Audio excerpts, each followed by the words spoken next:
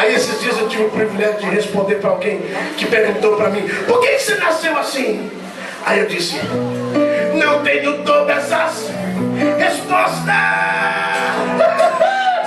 mas de uma coisa eu sei, com toda a minha vida eu adorei,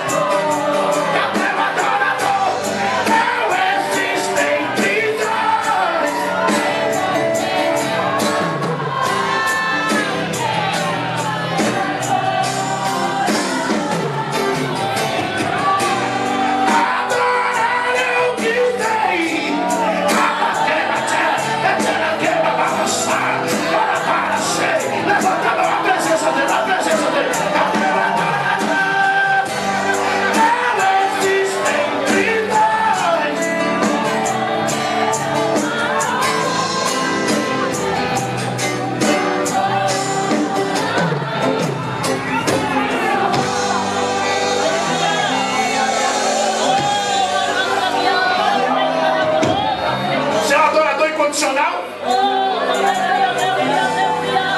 Você é um adorador incondicional?